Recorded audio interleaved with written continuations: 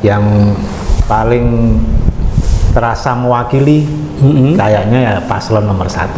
Oke, nomor 1 berarti Anies.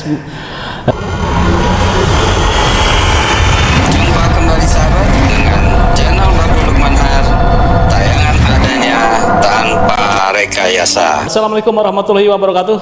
Waalaikumsalam warahmatullahi wabarakatuh. Saya sekarang berada di Pondok Pesantren As-Salamah, Pondok Pesantren Putri, masih di area Pondok Pesantren Lirboyo bersama pengasuhnya yaitu Gus Abdul Muid. Apa kabarnya Gus? Alhamdulillah, panjenengan? Ya, baik, alhamdulillah nih saya bisa berkesempatan ke Kediri nih. Suasana asri, suasana religius tampak kalau Anda masuk ke Pondok Pesantren Lirboyo di sini. Ya. Saya jadi tidak heran jika santri menjadi isu seksi ya, karena di Lirboyo saja ini ada sekitar, konon kabarnya itu sekitar 42.000 kalau usia milenial itu dahsyat ini ya. Betul. Nah, Gus, Anda tentu sudah memiliki pilihan di dalam pilpres. Kira-kira nih pilihan para santri Lirboyo ini kemana ini Gus? Ya, saya tidak bisa mengklaim seluruh santri Lirboyo seperti apa pilihannya, tapi untuk saya sendiri dan yang saya tangkap dari banyak santri, ya, mereka tentu memiliki harapan besar bahwa pemimpin Indonesia masa mendatang ini ada juga yang dari kalangan santri. Ya. Untuk itu ya yang paling terasa mewakili kayaknya ya paslon nomor 1. Nomor 1 berarti Anies Baswedan dan Gus Imin ya. Betul. Ya, menurut Anda ini mewakili santri itu dari mananya nih kedua sosok ini? Kedua sosok ini jelas latar belakangnya santri. Pak Anies alumni pesantren, pernah nyantri di Pabelan. Ya. Gus Muhaimin alumni pesantren, bahkan beliau keluarga pesantren. Iya. Jadi jelas keduanya ini santri tulen. Santri tulen ya. Iya. Dan tentu kita sebagai santri kalau menitipkan harapan akan lebih banyak nyambungnya kalau kepada sesama santri.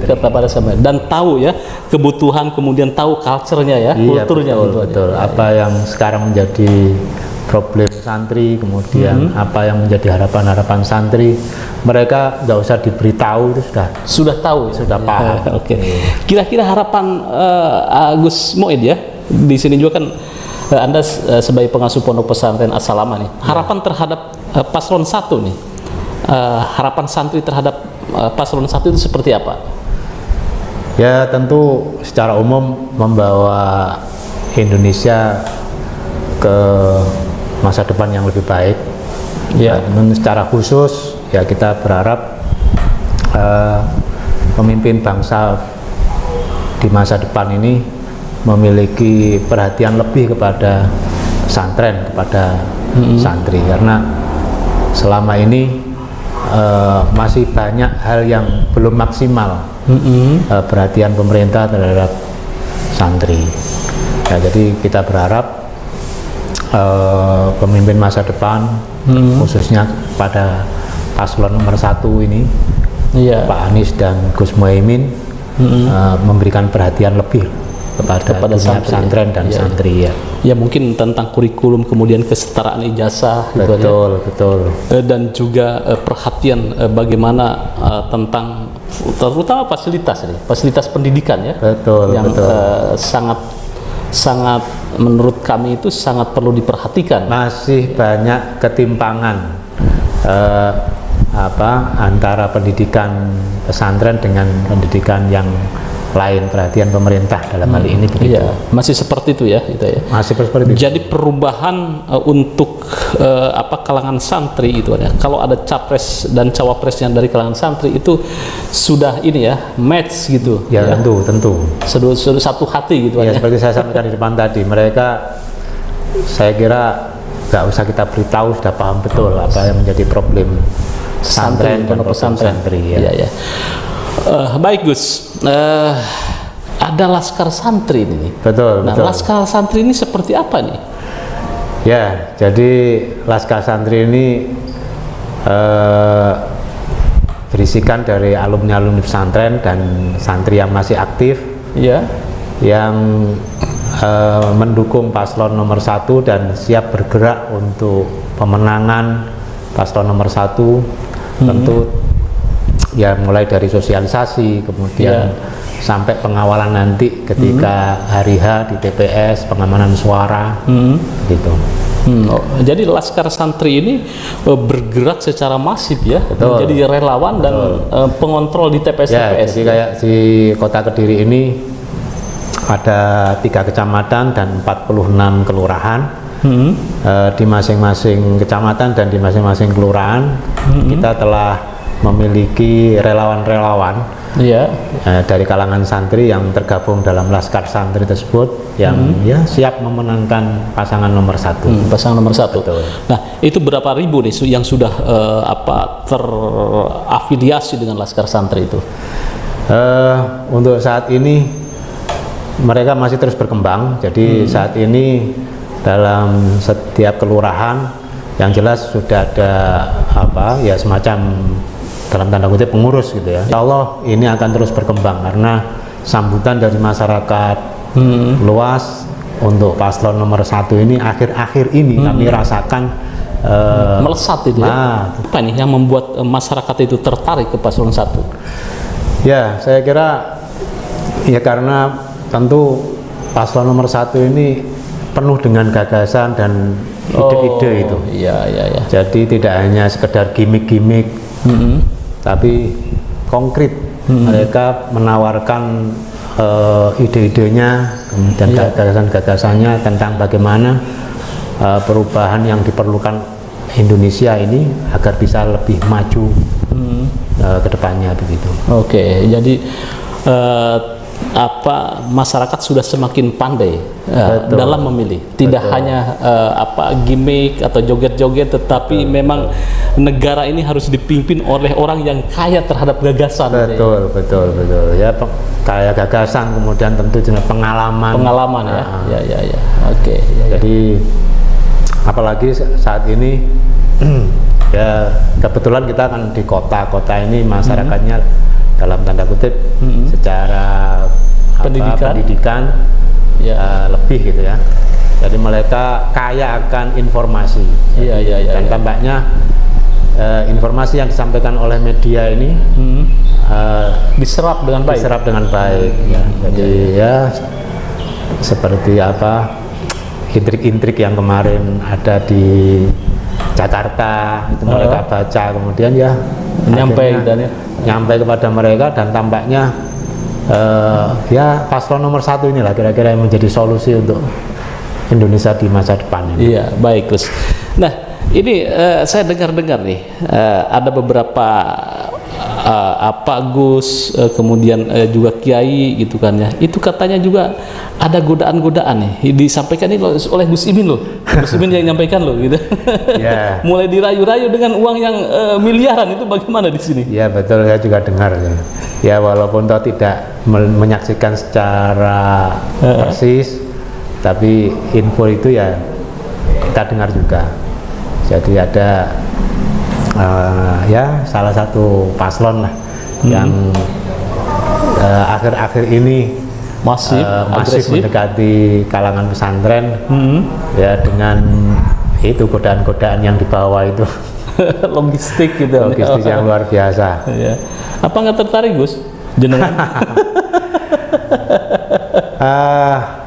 Ya gimana ya, kita kan ingin Indonesia ke depan ini lebih baik, bukan hanya Sesaat gitu ya? aja, perhatian sesaat aja kemudian dilupakan, itu malah nanti jadi menyesakkan.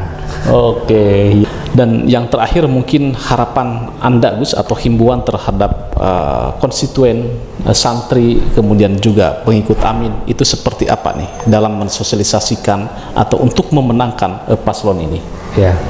Ya kami berharap para simpatisan, kemudian para pendukung Amin untuk tidak rendah diri. Kita harus pede bahwa paslon kita ini paslon yang insya Allah akan membawa Indonesia lebih baik. Kedua orang ini, Pak Anies Baswedan dan Gus Muhaimin, ini orang-orang yang insya Allah amanah, memiliki gagasan-gagasan dan ide-ide untuk perubahan Indonesia yang lebih baik di masa depan. Oleh karena itu saya mengajak untuk terus bergerak, mensosialisasikan kepada keluarga, kepada tetangga, kepada seluruh masyarakat luas tentang paslon Amin ini, tentang ide-ide dan gagasan-gagasan program-programnya, agar lebih banyak lagi yang bergabung dengan kita.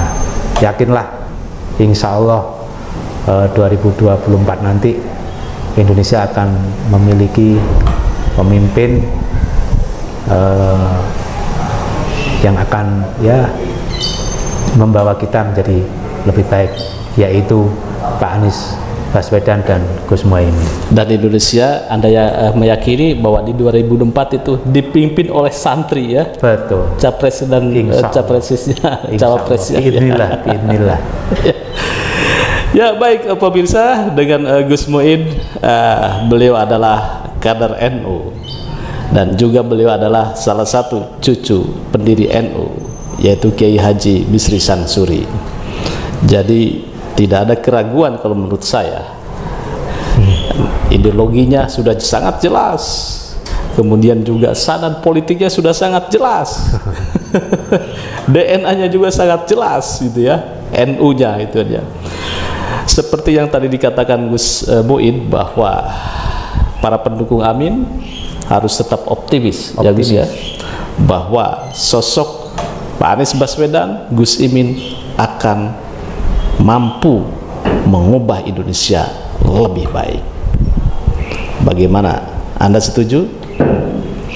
Tulis komentarnya. Terima kasih, jangan lupa like, share, subscribe pada Suwa TV. Saya Yusuf Mares dari Lirboyo, Kediri, menyudahi perbincangan ini. Jangan lupa like, share, subscribe pada Suwa TV. Wassalamualaikum warahmatullahi wabarakatuh. Waalaikumsalam warahmatullahi wabarakatuh.